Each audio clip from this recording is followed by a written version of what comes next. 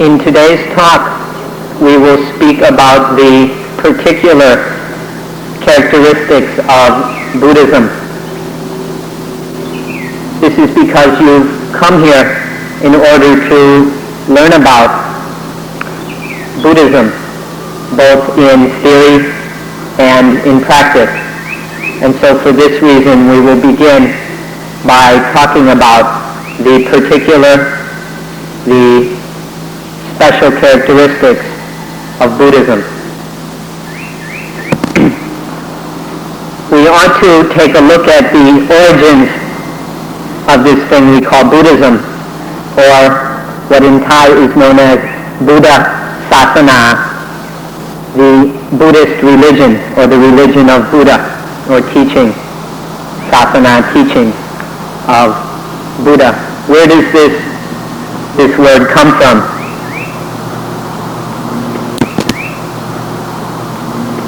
This is a good place to begin because for many of you it may seem strange to look at Buddhism as a religion. Many people consider that a religion must be built around faith in a creator God of some sort. And it is well known that in Buddhism there is no such belief. And so many people doubt that Buddhism is in fact a religion. Originally, Buddhism wasn't really even called a sasana or a religion. This is a term that has been applied to Buddhism in modern times, especially as Western scholars have done their work on Buddhism.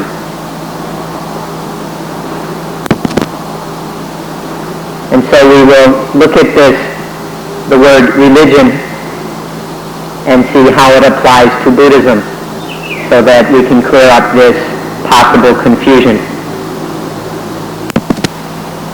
So we have to begin by finding a definition of religion which will fit with Buddhism. And one such definition is very handy. This meaning of religion is that a religion is a system of observation, of observance and practice which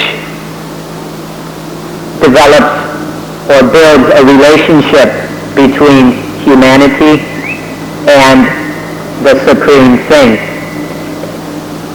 In many religions, this Supreme Thing is known as God, but in Buddhism, of course, the Supreme Thing is not called God, and there is no belief in a God. But however, Buddhism does have a Supreme Thing. And this Supreme Thing is the complete extinction of all suffering, of all mental pain, anguish, and dissatisfaction. When all this suffering is completely eradicated such that there is no remainder. This is the Supreme Thing of Buddhism. And so the meaning of religion, that religion is a system of observance which creates a relationship between humanity and the Supreme Thing. This applies equally well for Buddhism.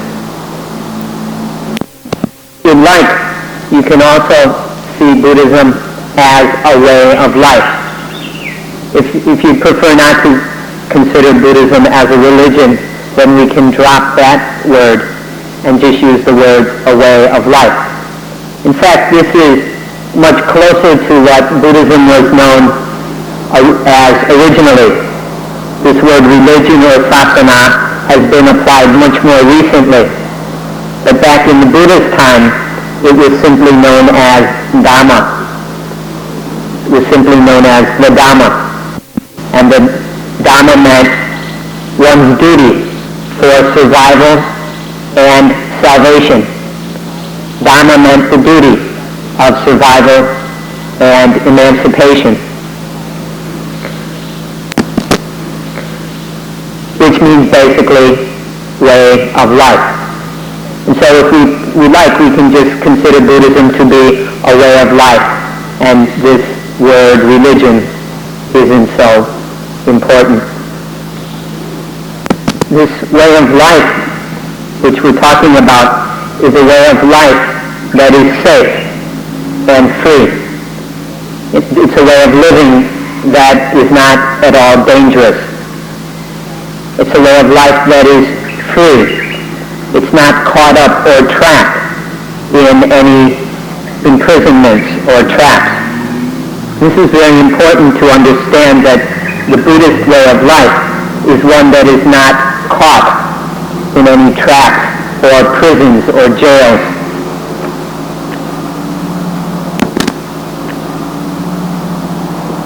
In certain religions that are built around the concept of a creator or a personal God, in which you find terms such as heresy and dogma, or orthodoxy and heterodoxy. In these religions, for those people who are very foolish and have no understanding of a very childish understanding of the teachings of that religion, they constantly fall into heresy. And this is one kind of trap or prison. But on the other hand, there is the trap of dogma. To believe, to blindly follow the orthodox dogmas of any religion is itself another kind of trap. So all that one can do is change tracks to escape from the jail of heresy, to get caught in the prison of dogma. But in Buddhism, there's not this duality, these things called heresy and dogma. In Buddhism, there is no dogma, there is no trap that we have to get caught in. So the Buddhist way of life is completely free of any trap of having to conform to orthodox dogmatic views and opinions. Whenever there is dogma, whenever we are trapped in something, even in ideas, theories, and concepts, then that brings about mental pain and suffering. It brings about conflict, or what we call in Buddhism dukkha. Dukkha is this mental unease or mental dis-ease. And this comes about inevitably whenever the mind is trapped in something. So for this reason, Buddhism sees any dogma as just another trap, just another source of dukkha, of mental unease and pain. And so Buddhism is a way of life that is completely free from all these traps. And so Buddhism is a way of life that is completely free from dukkha, from mental dis-ease, disharmony, and conflict. Now, if you consider yourself to be a member of a certain religion, if you call yourself a Christian or a Muslim or a Jew or a Taoist or a Hindu or whatever, there's no conflict or problem with that. Go on, continue being whatever that religion is that you uphold or adhere to. Or some of you may not follow a religion but follow a certain political philosophy. You may be a communist or a fascist or a socialist or a libertarian or something. What we're talking about really doesn't have anything to do with that. So you can go on being whatever ism or ist that suits you. But in addition to that, we're inviting you to take a look at and try out the Buddhist way of life. Not the Buddhist religion or philosophy, but the Buddhist way of life. Because this is the only way there is to eliminate suffering, to eliminate mental disease, dukkha. whether 10,000 years ago, or now, or whatever time in the future. There is only this one way. There's only this way for humanity, for people, for men and women, to free themselves from pain, from dukkha. There's just this way. So there's no problem with being a Christian, or a Muslim, or a Hindu, or whatever, or a communist, or a capitalist. The thing is to take some interest in this way of freeing life from traps, burdens, and suffering. The way of life of human beings in any time or era is dependent on the awareness and wisdom of the people living at that time. In Buddhism, we use the word sati panya very often. Sati means mindfulness, and panya means wisdom. So sati panya is mindfulness, wisdom. It's awareness and understanding, awareness of life and an understanding of that life. Depending on the level of mindfulness, wisdom at any time, the way of life will be on a certain level. At certain periods in human history, the level of sati panya is low, and so the way of life adhered to in that time is also on a rather low or coarse level. The understanding, the awareness of suffering, of dukkha, and the understanding of this mental disease at certain times is quite low. It's not very deep or profound, and so the way of life then is correspondingly not highly developed. But then at other times things change, as they always must, and the awareness of dukkha, the understanding of mental disease, develops. And in this time there is much more highly developed mindfulness wisdom. And then the way of life correspondingly changes to suit the much more profound and refined level of understanding of people in this later or this other time.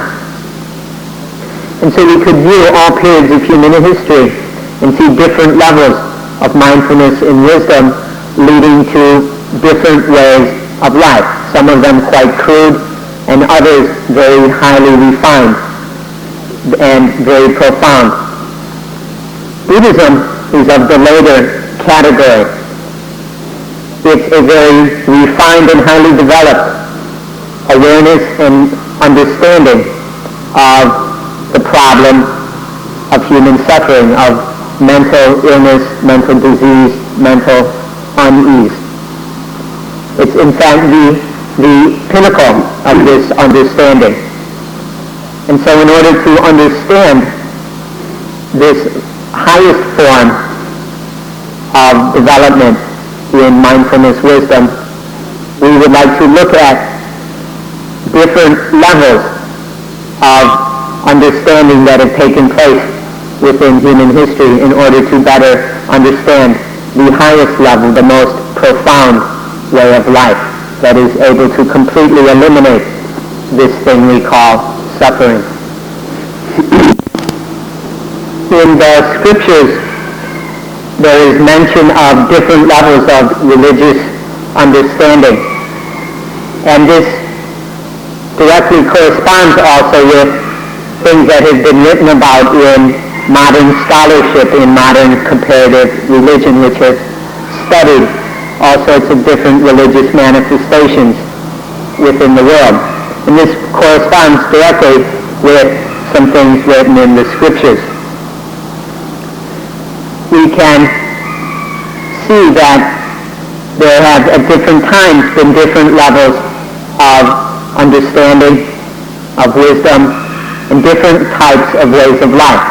And so we'd like to look at 3 levels or 3 different forms, 3 different periods of spiritual understanding. The first level, the lowest, corresponds to when people were living in a very undeveloped state. People then were either not quite yet human or barely human. Their way of living, their civilization was quite low and undeveloped. These people had a very low level of sati panya. They weren't highly aware. They didn't have a highly developed sense of understanding of the way the world worked and their place within it. Because of this, there was a lot of fear. They were living very dependent on what they could find, what they could gather and scrounge within the forest or the jungle. They didn't have the knowledge to cultivate things, and so they would just wander around hunting and gathering what they could. And in the forest, with this dependence, there are many frightening things, many natural events taking place which these people could not at all understand. They didn't have the wisdom to understand these things. And so there are many things to be afraid of. And what they did was they developed certain beliefs. They developed a belief system which would allow them to lessen their fears, to get over the fears they had of a lot of natural things that they couldn't explain. And so in this way, because of their fear and then their beliefs with which they reacted to those fears, they developed one level of religion or one level of understanding, which led to a way of life at that particular time. This is the lowest level of spiritual awareness and understanding. In the first era of human spiritual development, people were basically aware of only external things.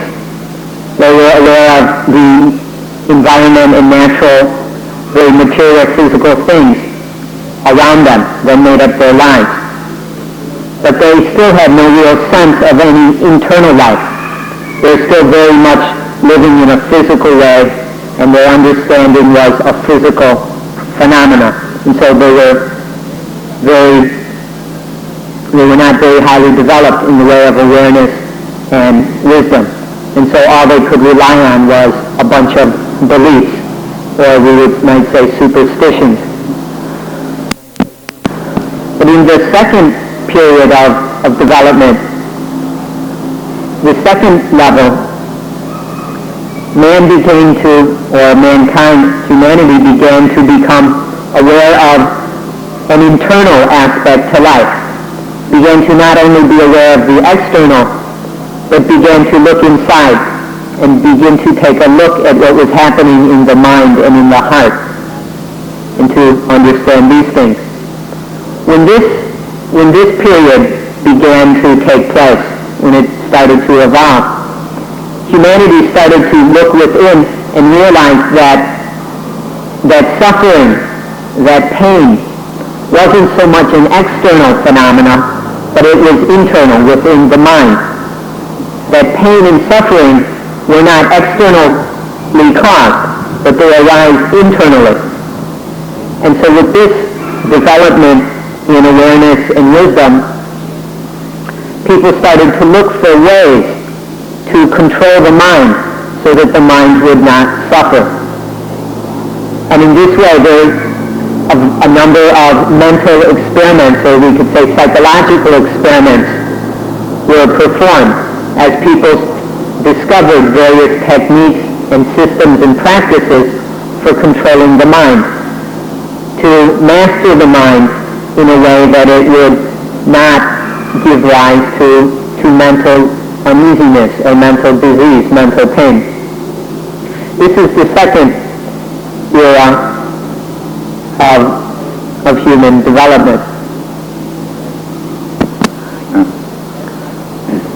In this second period of spiritual evolution, which concentrated on controlling the mind, or we could say on willpower, what was considered to be the highest level of development of this this level of understanding is what are known as the divine abodes.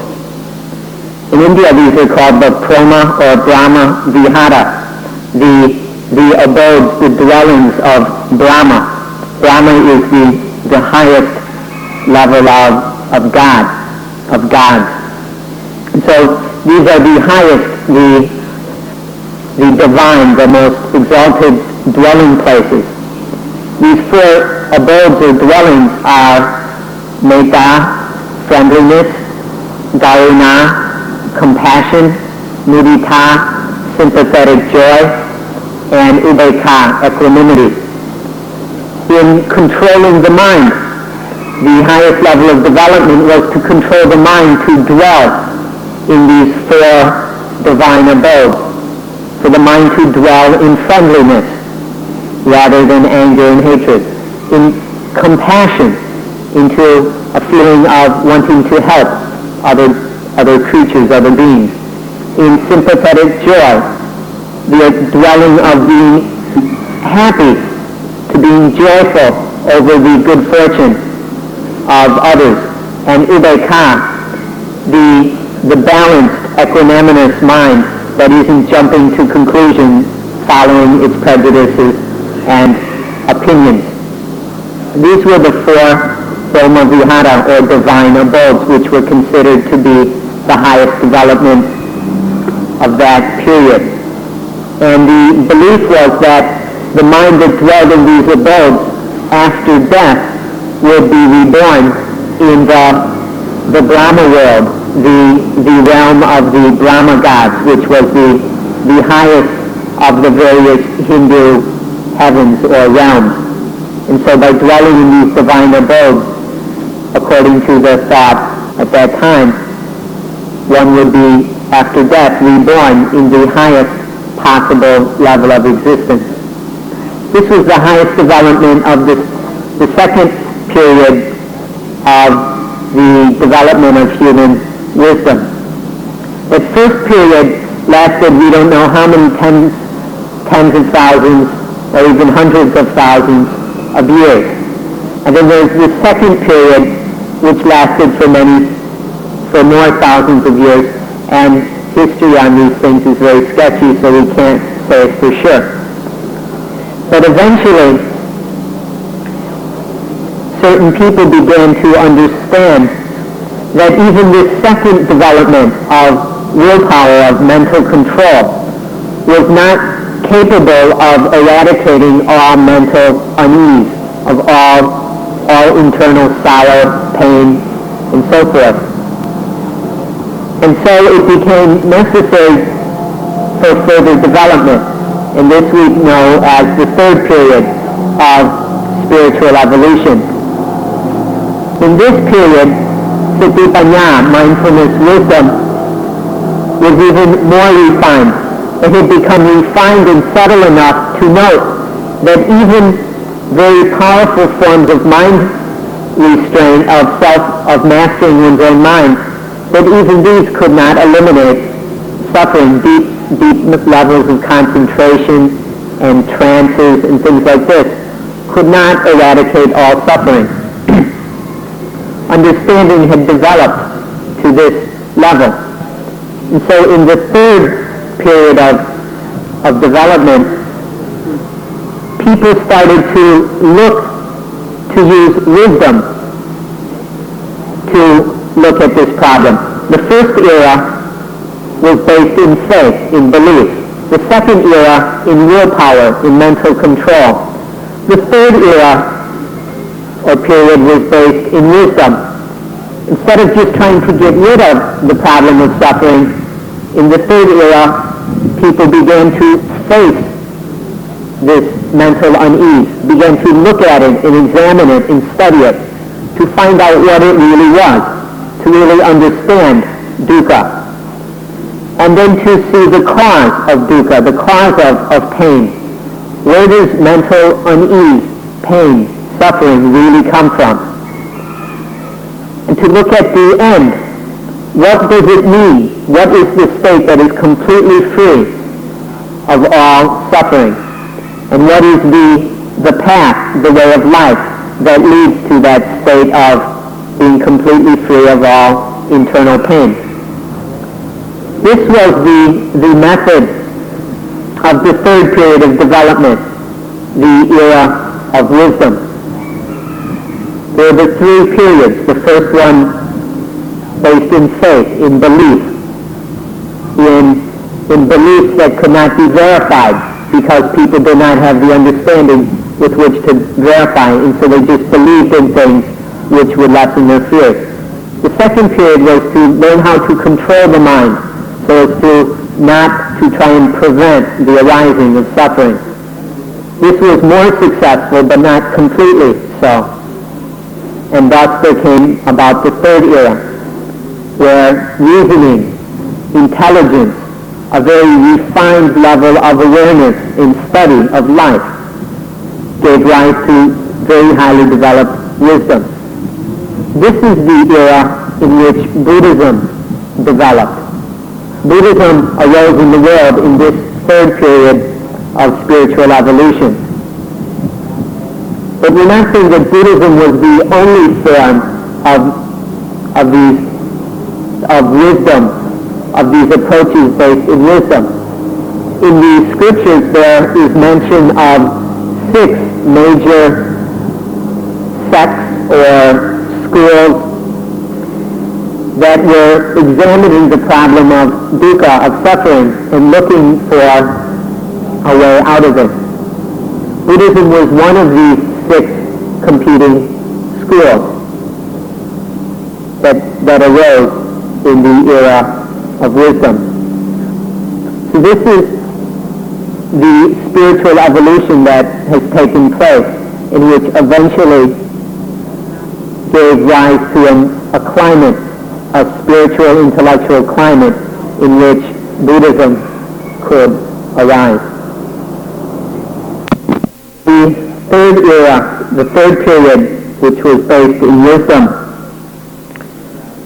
the goal was to discover ultimate truth, and through an understanding of the ultimate truth, use this wisdom or knowledge to destroy all suffering.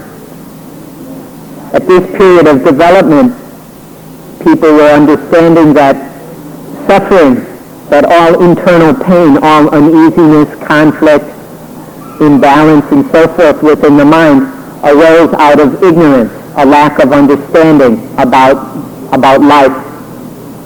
And so the approach in this period was to study nature, study the law of nature and the duty according to the law of nature, to study these until an understanding of nature arose. And through examining these, when wisdom concerning the ultimate truth arose powerfully enough, then it would be able to destroy all suffering within the mind, eliminate all causes of suffering and pain within the mind. This was the third period of development, the period to which Buddhism belongs. And you have all come here to Suan in order to study Buddhism, not the other forms of spiritual endeavor.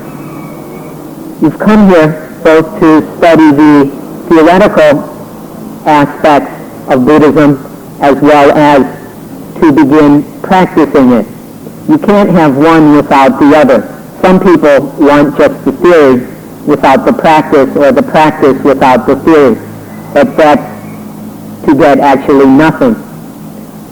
First, one must have a proper understanding of what this is all about what Buddhism is, why one would practice it, what the goal is, and how to achieve that goal. This is absolutely necessary. And so we are trying to provide you with information in which you can begin to develop the theoretical understanding. As this knowledge grows, then you will be able to apply it as practice. Just having knowledge isn't sufficient. One must be able to use that knowledge as a way of life. One must be able to actually live it. And so there are these 2 aspects to studying Buddhism. Studying the theoretical side which is what we do in these talks, and then beginning to apply this, which is what the business of meditation is. Buddhism has some very exquisite explanations about how things are, and these can be very powerful ways of getting us on the right path, and ways of helping us to save time and actually practice in a way that eliminates all suffering. And then there are some very powerful ways to apply this theoretical understanding. And the most powerful of these is called vipassana. Vipassana means insight. And it can mean both insight meditation, the meditation that leads to insight, and vipassana also means the direct personal experience of insight. Through vipassana practice, the mind is developed in such a way that it becomes possible for a deep insight into reality to occur. And this is the way of wisdom, the path of wisdom. This is the only type of path that can completely eliminate dukkha, suffering, because it takes a deep understanding of truth, of reality, to eliminate the ignorance, which is the ultimate cause of all uneasiness, of all conflict within the mind. So this is what Buddhism is about.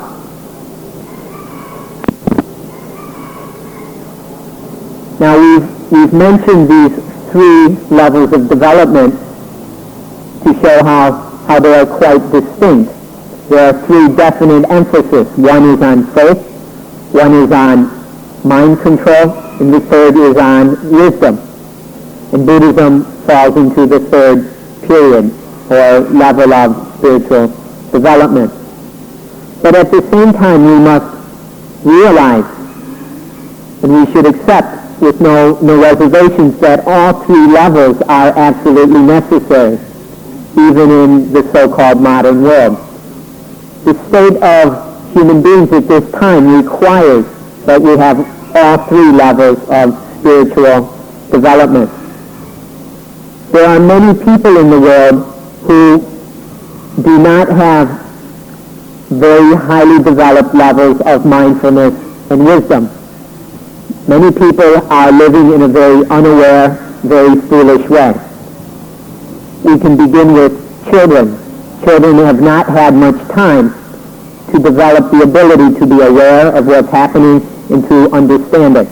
And so at least for children, it's necessary to have the level of religious experience based in faith. And there are another group of people who see the limitations in the first level of understanding and have begun to develop the ability to control the mind. And through developing the mind, training the mind, and restraining the mind in different ways, they have used these techniques in order to free the mind of suffering. But then there are some who realize that that itself isn't enough also, that merely controlling the mind, merely willpower, isn't enough to free the mind from all pain, from all suffering. And so therefore it is necessary to develop wisdom, a deep penetrating understanding of nature and the law of nature.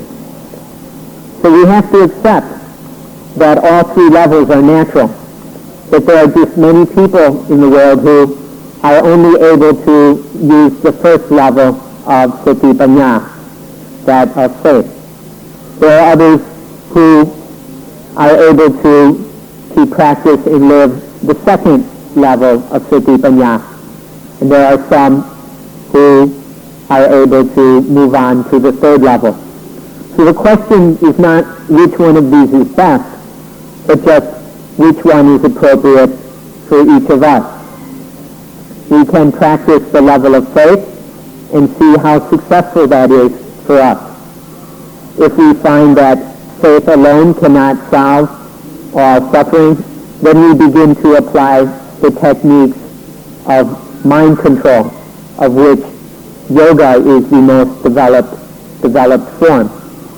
This is as high as yoga can go, is in developing ways of controlling the mind so that dukkha won't be able to arise when these techniques are being applied. And we can experiment with these. But if we find that even this second level of sati panya is insufficient, then we need to turn to the third level of sati panya, of mindfulness wisdom, which is based in wisdom, in understanding, in getting to the bottom of things. Now you've come to Surimok, and here you're interested in the third level of sati panya. If you're only interested in the other levels, you'll have to go somewhere else to get help with them. When you come to Surimok, you come to a place where we study and practice the third level of spiritual understanding. That is based in wisdom, in studying reality, in studying nature, especially the internal reality, and then using the knowledge that arises from that study to eliminate the cause of dukkha, of suffering. And so this is the business or the work that we do here at Surimok. It's up for you to find out which level of practice is appropriate to you. So today's talk, we set forth to talk about the particular characteristics of Buddhism. And we've mentioned these three levels of spiritual development and shown which one, the third one, is particularly the domain of Buddhism. And so now you have a clear idea and understanding of what Buddhism is essentially about and the basic means, the basic way it approaches the problem of suffering.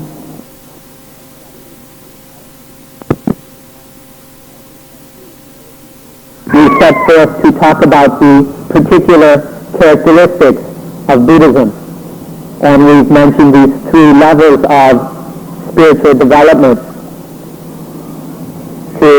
and shown which one, the third one, is particularly the domain of Buddhism. And so now you have a clear idea and understanding of what Buddhism is essentially about and the basic means, the basic way it approaches the problem of suffering. And this is the path of wisdom. So we hope that this is a good beginning for your theoretical understanding of what Buddhism is about, that you will be more successful in applying and practicing the way of life that we are talking about here. And so we will end today's talk at this point. In this second lecture today, we will continue with the topic begun yesterday. Yesterday, we began speaking about the particular characteristics of Buddhism, and we will carry on with this today.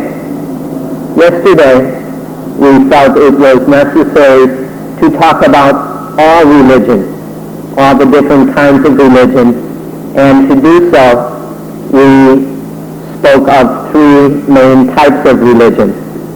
Religions which depend on the power of faith. Religions that depend on the power of mind. And the third kind, religions that are based in the power of wisdom. Buddhism falls into the third category. And so today we would like to go into more detail about this religion which uses the power of wisdom. What kind of wisdom is used? How is it used? In what sort of situations or regarding what kind of things is this wisdom used. And so this is what we will discuss today. This thing we call panya, or wisdom, we need to begin by pointing out that what we're talking about when we use the word wisdom has nothing to do with reasoning or philosophy or logic. When we use the word wisdom, it means to see, to realize clearly, to see absolutely clearly that such a thing is so. This is what we mean by wisdom. We're not talking about lower levels of knowledge. For example, when you are listening to a talk such as this one, the words you listen to are bringing just an ordinary, normal level of knowledge, the knowledge we get from listening or reading. This level of knowledge is nothing special, and it's not that useful for solving the problem of dukkha. But once we have listened, then we can process that information rationally, intellectually. We can reason about it, we can use logic, we can use various philosophical techniques in order to develop a deeper understanding, to take that information we have heard or read and develop it more deeply. This is a second level of knowledge or wisdom, which we could call intellectual understanding. But that still isn't sufficient. And this isn't yet what we mean when we talk about wisdom.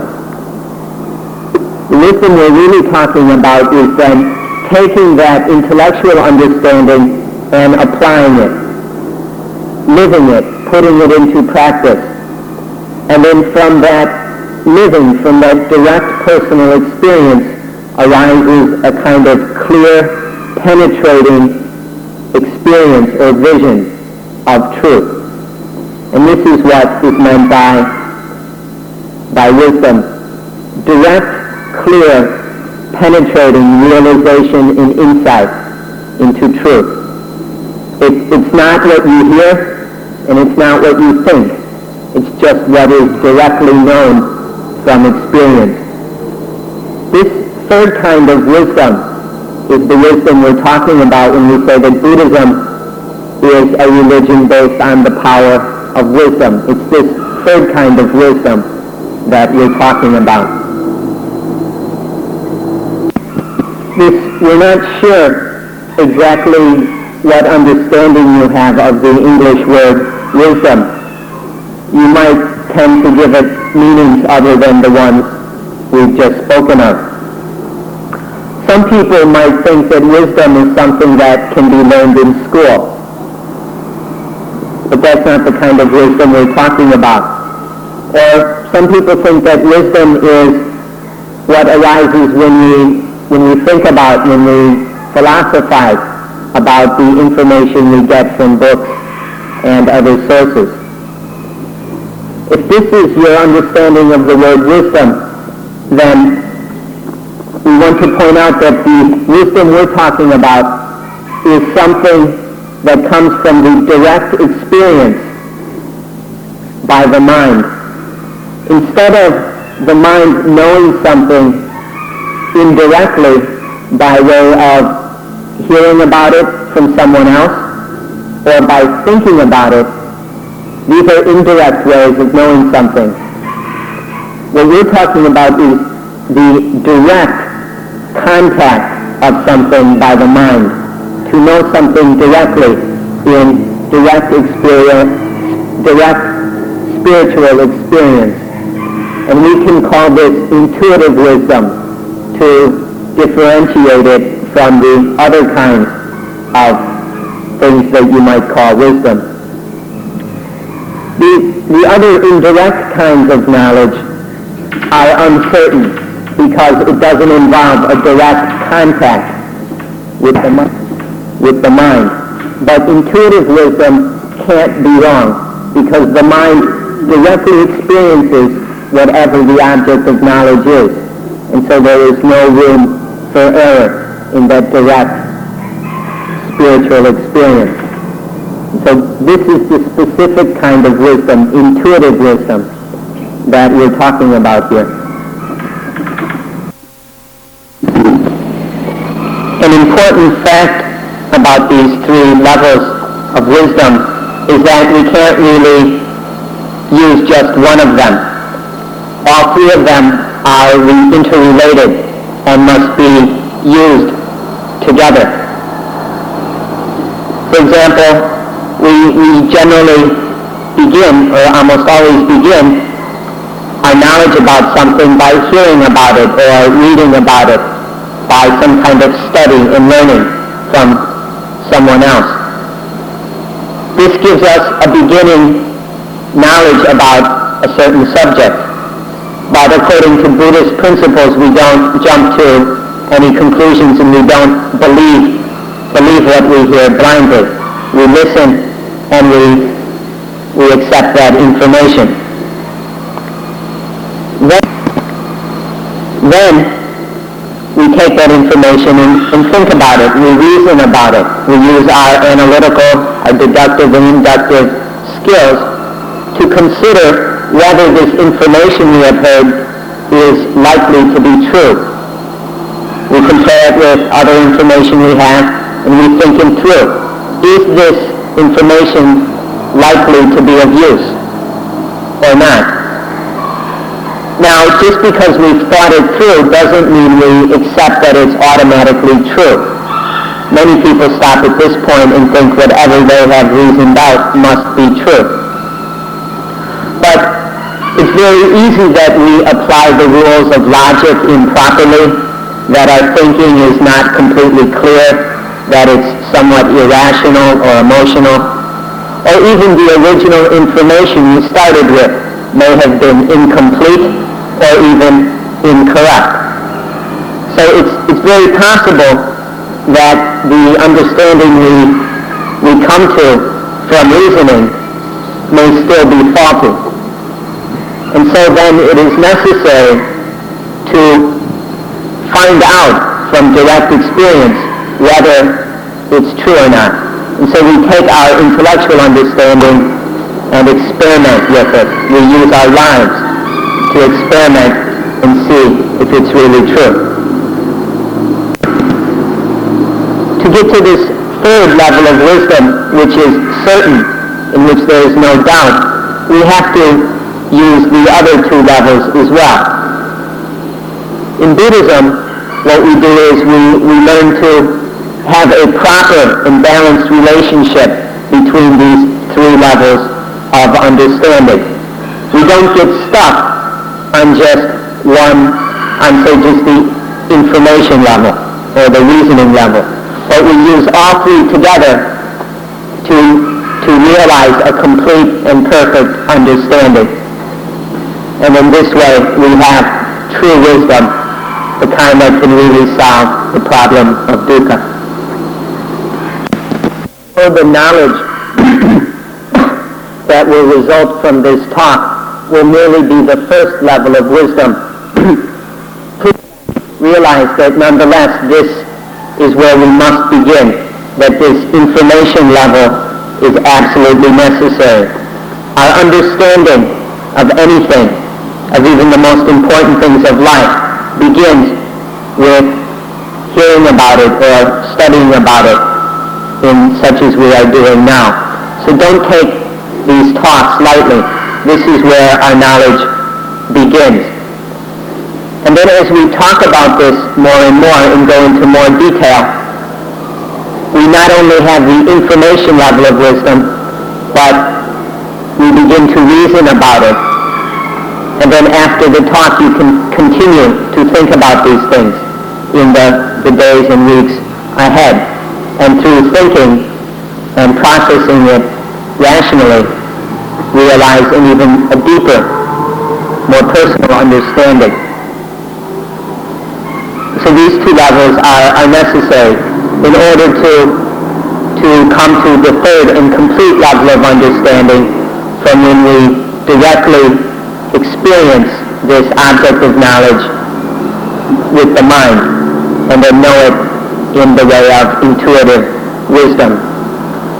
So here we are at the beginning of this process of developing in wisdom, and this is the necessary first steps of hearing about something in order to carry it through and realize the benefits of this knowledge and wisdom that we're talking of. So please prepare yourself to make the most of this opportunity. We would also like to point out that in studying and learning in the way we're doing now involves language, and thus language becomes a problem, or at least a difficulty. Ajahn Buddhadasa is beginning from the Pali scriptures, the scriptures of Theravada Buddhism, which are written in the Pali language. This is what he studies, and then is speaking now in Thai. So taking the Pali language and converting it into Thai. And then the translator is taking the Thai and converting it into English. And for some of you who are not native speakers of English, you go even a step further and are sometimes translating this into your own language. So we're at least dealing with 3 languages, if not sometimes 4. And this is something to be aware about. The best thing to do would be to just take the thing we're talking about and show it to you. But we're not able to do that. And so we have to fall back on the method of speaking about it. But these different words we use, the word in Pali doesn't have the exact same meaning as the Thai, the corresponding Thai word. Like panya in Pali in Thai is pronounced banya, and some Thai people have a different understanding of that. And then this is translated into wisdom. And in German or French or Hebrew, who knows how you would translate wisdom. These words, these terms in different languages don't exactly correspond to each other. This is why this way of learning is only the beginning. It's a necessary start, but we can't depend on these words because each of us gives the different words different meanings. And when we translate from language to another language to even a third or fourth language, it's possible for the meanings to change somewhat. This is not an insurmountable difficulty. It need not be a problem, but we have to be aware of this situation that happens when we must depend on language in this kind of learning. When we ask what Buddhism is about, what the particular characteristic of Buddhism is, as we are doing today, in Thai it would be very easy to say, and it's also in English, that Buddhism talks about life and the truth of life. Buddhism is about life and the truth of life. It's very easy to say it like this in Thai or in English. But in the Pali language, you never see it explained this way. Rather, in the Pali language, or the special Dhamma language that we like to use, it is usually Buddhism is about the sankharas and the truth of all sankharas. Sankhara is a very important word which means compounded, conditioned, concocted things.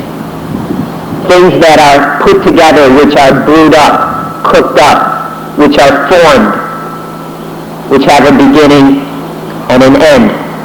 These are sankharas, and Buddhism is about all conditioned things and the truth of all conditioned things. So in our Dhamma language, we would explain it like this, but in English, it's more easy to say that Buddhism is about life, because life is made up of nothing but sankharas, compounded, conditioned things. And so Buddhism is about life and the truth of life.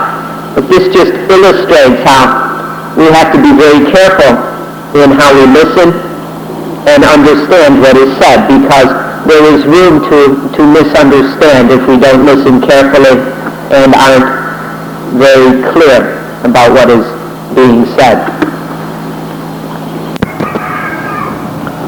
So today we'll speak about life. But we're going to speak about it from the understanding and along the meaning of Dhamma, the Dhamma understanding of life. As far as the ordinary understanding of life, you already know this. What the common everyday meaning of the word life is, you already are very familiar, so we don't have to talk about this. What we will talk about is the Dhamma understanding of life. When we speak about life in Dhamma or in Buddhism, we talk about the five khandha or the five groups, the five aggregates. And these are corporeality, rupa khandha, feeling, the feeling group, vedana khandha, the perception or regarding group, sanya khandha, the thought group, sankhara khandha, and the consciousness group, vijnana khandha. These five khandhas are what make up life. In any moment, one of these khandhas is what life is. In this moment, life is corporeality. In another moment, life is feeling arising towards experience, a mental feeling. At another moment, life is the perception or discrimination, the classification of that life experience. Or in another moment, life is the thoughts, the thinking, the conceptualization about what has been taking place. And in some moments, life is the bare sense consciousness, the knowing, the experience of seeing, hearing, smelling, tasting, touching, or mental activity. These are the five khandhas. Taken together as a group, we call these five aggregates life. In Dhamma, this is what life is, the functioning of these five khandhas. In each moment, it's a different khandha, or different aggregate, which is functioning. And taken together, this is what life is. And so we would like to talk about each one of these aggregates in detail in order to help us understand life and the truth about life. Sometimes all of our awareness is centered on the body. Sometimes, in some moments, the only thing we're aware of is the body. And then as the body moves, or there is some physical activity, then the mind foolishly thinks that the body is I, or the body is mine. When all this, in the moments when awareness is just based on rupa khandha, the corporeality group, or the body, then this is generally taken to be I. This part of life is identified with, is clung to as I. This happens because we don't see that the body is merely various physical phenomena arising and passing away. It's just a natural process of action and reaction. Various conditions are working, causing various effects. And so we have various conditions causing other conditions. We have conditioners and conditioned things which result from the conditioning agents. There's this natural process of phenomena arising, changing, and passing away. This is what is taking place, but we don't see this. And so we attach to the physical movement as I or as mine. But if we could just see that it's nothing but a natural process of action and reaction, of cause and effect, then this correct understanding of the situation would prevent the ego from taking over. Without this understanding, ego arises, or a feeling of I, a sense that there is a self, that this physical activity is a self, is me, is my soul. We get egoistic or selfish about the body in this way because we don't see it as just this natural process. If we saw it as a natural process, then the ego wouldn't arise and there would not be any dukkha, any pain arising associated with that bodily activity. But because we don't have a correct understanding of rupakanda, of the body aggregate, this egoistic identification takes place, and then the body is made into dukkha one way or another. And so this is why we need to understand the body aggregate, rupakanda, so that this egoistic problem doesn't occur. In the past, there was a school of thought in India which believed that there was nothing but corporeality, nothing but body. We talk about 5 groups making up life. This school of thought said there was only one group, rupakanda, the body group. And they said that nothing else existed, nothing else was real. The only reality was the body and physical things, or rupakanda. And this gave rise to a belief in a certain kind of heavenly realm called the one kanda Brahma world. The one kanda Brahma world. These were very exalted Brahma beings that had nothing but body and no mind. This was one school of thought which existed in India. It may sound like a funny school of thought to say that only body exists and there is no mind, but this way of thinking has continued into the present time, and in fact nowadays it is much stronger than it used to be. The descendant of this school of thought is called materialism, and one of its prime aspects today is, well, we've got dialectic materialism, and we've got capitalism, and things where the true reality is taken to be material, and the mind is considered to be an insignificant attachment or something just kind of hanging around in corners, and where the only real thing that is important and matters is material, physical things, the body. This school back in India, of course, was disagreed with by many, many other schools of thought. There were all kinds of different systems of understanding in ancient India, and most of them could not accept that there was only body, and many held that there was both body and mind. Body, rupa, and mind, or mentality, is nama. So body, nama, rupa, mind, body. They held that there was much more to life than just the body.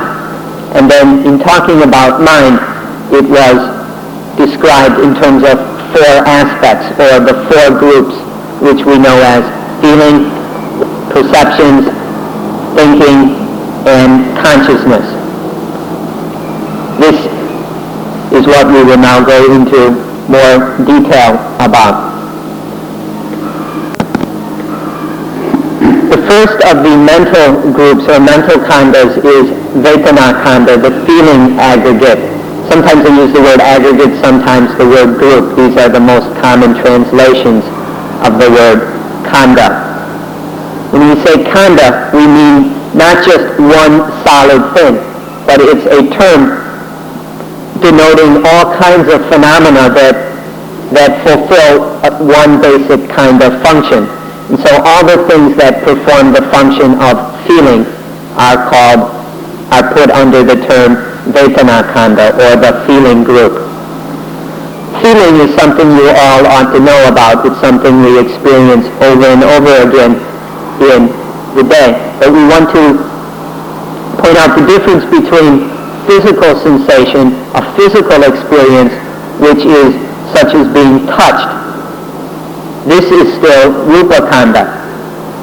But the mental feeling towards that physical sensation is Vedanakanda. Vedanakanda comes in three basic kinds. One is pleasant feeling. Some of these feelings feel good, they feel nice, feel pleasant, they're pleasing to the mind. Other feelings are unpleasant. We don't like them, they're displeasing. And we call these unpleasant feelings. And there's a third kind of feeling that is neither pleasant nor unpleasant. But nonetheless, there are feelings which we have which are neither pleasant nor unpleasant. And we call these neither pleasant nor unpleasant feelings. So there are these three kinds of feeling happening to physical in relationship to Rupakanda, towards physical experience, whether it happens through the eyes, ears, toes, nose, tongue, body, or mind. There are these three kinds of mental feelings. Now sometimes, in a moment when there is feeling, when one of these kinds of feeling is happening, when there is feeling, sometimes the mind will be completely aware of nothing but this feeling, will be so engrossed in feeling that it knows nothing else. And it's in these moments that feeling is taken to be the ego, the self, or even the soul. Right? The pleasant feeling is considered to be I. Sometimes I am happy, or I am sad. These feelings are taken to be the ego, the self. Or sometimes they belong to the self.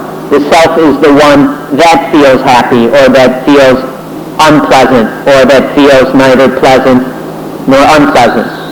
So this feeling group is attached to in these two ways, either as the I that feels, or the feeling that is felt by the ego.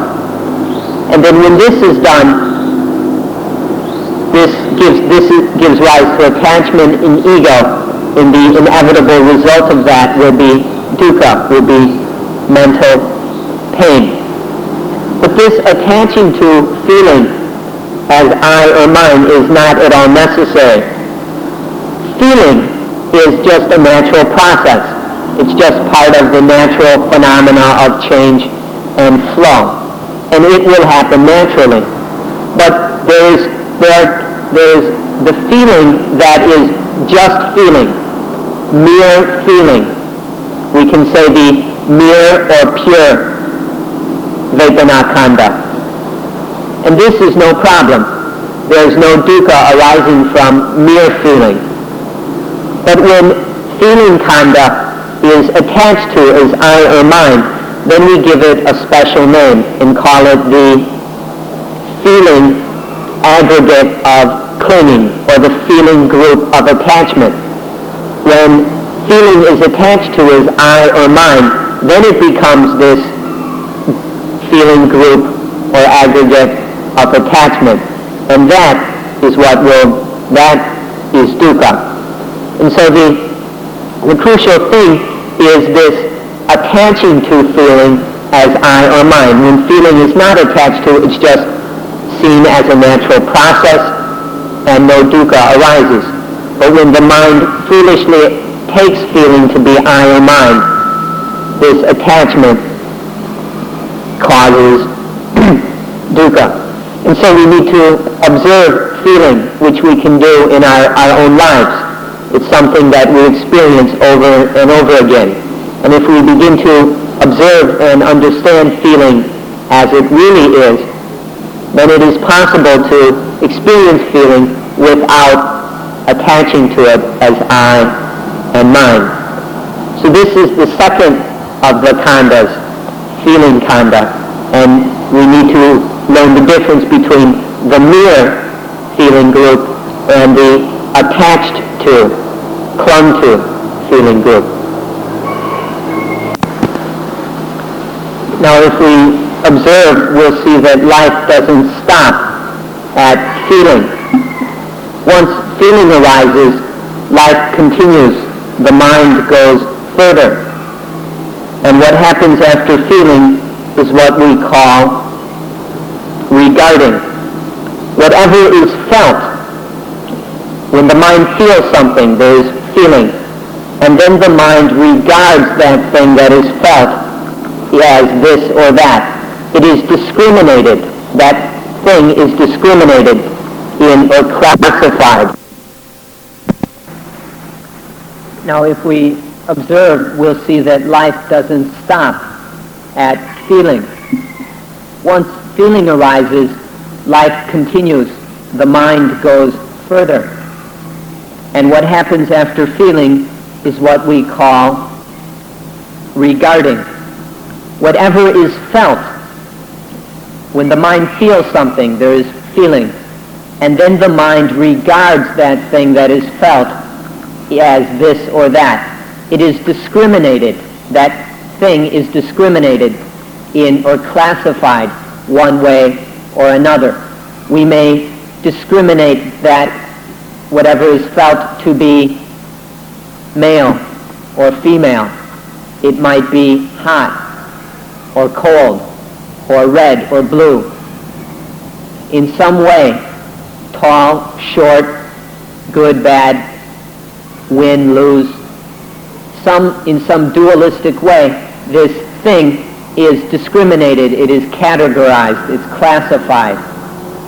And this is just more of the flow of the mind as it goes from feeling into, as it naturally flows into this discriminating or perceiving of whatever the experience is. This is just a natural process, but as you know, the mind often gets carried away with this, and it gets so absorbed into this perception that it takes the act of perceiving or the perception or the discrimination to be I or mine. The mind that perceives is taken to be the ego or self, or the perception, the discrimination itself is taken to be the ego or something that belongs to the ego. So these are attached to.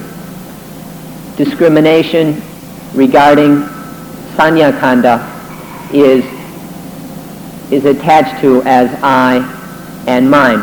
And when that happens, there will be dukkha. This attachment to sanya, to perception discrimination, only arises because we don't see that this is merely more of the natural process of life. This is just one part of life. It's one of the natural functions of the mind. One of the things the mind does is it discriminates. And this is just part of the flow that begins with sense experience, feeling towards that experience, and then discrimination about the experience. And that's all it is. It's just a natural, ever-changing process. But when the mind doesn't have this understanding, then it attaches to sanya khanda as I and mine. This is a very powerful thing, this sanya. It's something that we're always attaching to. In our lives, how often are we attached to things like our perception of ourself as being an American, a German, a Frenchman, or a woman, a man, or whatever political affiliation we have, or our religious belief. We're always, in all these discriminations and classifications, we very often put a great deal of attachment and ego. But really, it's merely a natural process of life. It's the third of the 5 khandhas, just part of life. And there's no need to attach to it and make it into dukkha. Now, after sanya khandha arises, after there is this perceiving, discriminating, regarding of the thing experienced, then the mind goes a bit further and starts to think about what to do about this thing. When something is discriminated as beautiful, then we think, well, what to do about it? Or if it's ugly, what are we going to do? Or good or bad, or winning, losing, male, female. Whenever there is this discriminating of something as this or that, then the mind goes further and thinks about it. And this stirring up of ideas and concepts is the 4th aggregate, the sankhara khandha, the thought aggregate. This again is just a natural process. It's the way the mind works. It's just a natural activity of mind. It happens according to various conditions, according to environmental factors, various causes. Sometimes because of the perception which touches off the thinking will be in a wholesome, beneficial way. Other times the kind of discrimination will touch off a unwholesome, dangerous, evil kind of thinking. Or other times the thoughts may be neutral. They may be neither good nor bad, neither wholesome nor unwholesome. But this is all just a natural process. It just flows with these different conditions. But often the foolish mind that doesn't see this process closely enough will go and attach to these thoughts or concepts as I. I'm the one who thinks, or this is my thought, these are my thoughts, I am thinking. We're always doing this. In meditation, we're always identifying these thoughts that are going through the mind as I and mine. And sometimes it becomes quite annoying. But really it's just a natural process. There is a perception, sanya khandha, and then the mind thinks about what to do. It's a thought to do something. It's the intention, the commitment to do some kind of action. This is the 4th khandha. This aspect of ego, the egoistic identification with thought, was known in India over 2,000, 3,000 years ago. It's been most closely associated in the West with Descartes, who said the words cogito ergo sum, which are generally translated, I think, therefore I am. This is just another example of the foolish mind attaching to thought as ego or self. Descartes said this only yesterday. It was recognized in the Buddha's time as just another mental function, mental process to which the ignorant mind attaches egoistically. There's just the mere, pure process of thinking, that's one thing.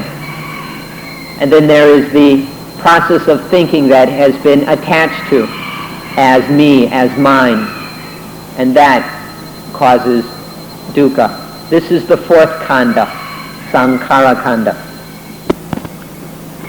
And now there is the 5th khandha, or the 5th group. This one is called vijnana khandha, which is generally translated to be the consciousness group. But we need to explain exactly what we mean by consciousness here. Remember that there is the body, and the body has a nervous system. The nervous system includes various sense organs, the eyes, ears, nose, tongue, the taste buds, the nerves in the skin, in the body, and then the mind. The nervous system includes these 6 sense organs, or these 6 subsystems of 6 different ways of sensing. And in these, there are also external objects, sights, sounds, smells, tastes, touches, and mental objects which come into contact with the body's nervous system. This is just natural processes. Now when, for example, the sense organ of the eyes comes into contact with an external object, a sight, when these come together, then there is a basic level of sense knowing, the necessary mental component to see. Seeing is not just a physical thing. It also involves the mind, and that basic mental element, that necessary ingredient of consciousness, of knowing the sense object, the seeing of the sense object. This is Vijnana Kanda, the consciousness group. This is very, very important. It's what holds everything together, and this is why it's listed last. It's a very, very special and extraordinary function of the mind. It's Vijnana Kanda that knows the body and all the other khandas. It's only with this basic knowing, this basic consciousness via the eyes, ears, nose, tongue, body, or mind, these 6 different kinds of consciousness or types of consciousness. This is what holds all of experience together. Or we can say it more simply, this is what the world is. As far as we're concerned, the world doesn't exist except through consciousness of it. Until there's consciousness of the world is just an abstract idea. It has no real reality. Things are only real when there is the knowing of them, when Vijnana Kanda, sense consciousness, cognizes the sense object, whether in a visual way or through the ears or the other sense channels. So this puts Vijnana Kanda in a very special position, and so it's kept for last. Now once again, this mental function, Vijnana Kanda, is just a natural activity of the mind. It happens in response to the body's coming into contact with various things in the environment. And there are also things happening within the body and within the mind. These natural phenomena arising within the body and mind are the objects which Vijnana Kanda is conscious of. And so the consciousness of these things is just conditioned by the arising, by the conditioning, by the formation, the arising and passing away of these various physical and mental phenomena. This is mere consciousness. It's just bare awareness, bare consciousness, the minimal knowing of things. And that's just part of life. It's just one of the aspects of life. But however, the mind or human beings are born without a great deal of knowledge. The newborn infant doesn't really understand what we've just been talking about. It doesn't know what Vijnana Kanda is. And so often, because of this ignorance in which we are born, ignorance means the lack of knowledge, not knowing. Because we don't know, because the mind doesn't have the necessary understanding, then this sense consciousness is attached to, I know, I see, I hear, or whatever. Or I am, this is my seeing, or this is my hearing, this is my knowing. tasting, smelling, touching. Somehow, sense consciousness is attached to as I or mine because the mind doesn't have the necessary knowledge, doesn't have the intuitive wisdom that this is just a natural process, a natural functioning of the mind. It arises as just this flow of life, this process of action and reaction. But because of ignorance, it's attached to as I and mine, and that brings with it dukkha. We leave this one to last because it's quite extraordinary and it's central because it's consciousness that knows the body, consciousness knows the feelings, consciousness knows all the perceptions and the thinking. All these other things only can occur because of consciousness. Consciousness, this sense consciousness is the key element. And so for this reason, because of its importance in many philosophies or religious groups, this khandha is taken to be the self or the soul, the spirit. Sometimes vijnana is translated spirit, and it's believed to be the spirit that leaves the body either while sleeping and goes traveling around and comes back in the morning, or at death the vijnana leaves the body and is reborn somewhere. These are beliefs in other religions or certain philosophies. But in Buddhism, it is understood, it's seen, that all phenomena, including consciousness, are just naturally arising and passing away phenomena. And they are not I, they're not mind, they're not ego, self, or soul. So that belief is one that is outside of Buddhism. So it's very important to avoid this misunderstanding. We need to overcome the ignorance in which we are born and come to see that even sense consciousness is merely a naturally occurring phenomena, merely a naturally arising activity of the mind, just another aspect of life. So we can summarize and wrap up today's talk by saying the particular characteristic of Buddhism, or the heart, the essence of Buddhism, is that the five khandhas, each of them individually or all of them together making up life, that the five khandhas are not a self or a soul. Each of the khandhas, or somewhere inside them or outside of them, there is no, whether in the khandhas or them taken individually or taken as a group, or even outside the khandhas, there is nothing that is a self or a soul. This is the heart of Buddhism. This is what we've been trying to explain in today's lecture. That these khandhas are just naturally arising phenomena. They're just part of the process and flow of life.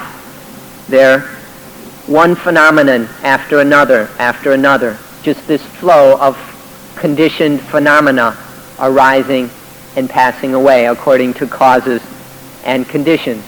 It's all very natural.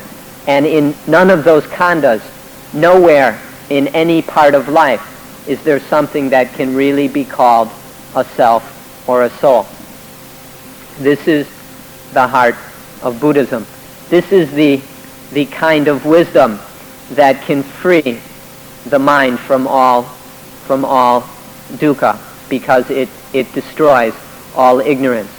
Seeing that in all this life, in all these various activities of life, the physical activity, the activity of feeling, of discriminating, of thinking, and of cognizing, of knowing. In all these activities of life, there is nothing that is I or mine, you or yours, our or ours. It's merely naturally occurring phenomena. To see this is to be able to destroy all dukkha. Now, after listening to a talk like this may be new information for you. Don't be daunted or put off by what may sound to you at this point a difficult to understand thing. Or don't be so impetuous as to think that what we're talking about is completely unnecessary, that one doesn't have to pay attention to this in order to live one's life well. We want to point out to you as clearly as we can that this studying the five khandhas and getting to know them until seeing that they are merely natural processes, this is not beyond anyone's abilities. All of us are capable of studying the khandhas and seeing that they are merely natural phenomena. This is something that each of us can do, and so there's nothing to be daunted about or put off by. And also, we need to understand that this is the most important thing we can do with our lives. Time is up.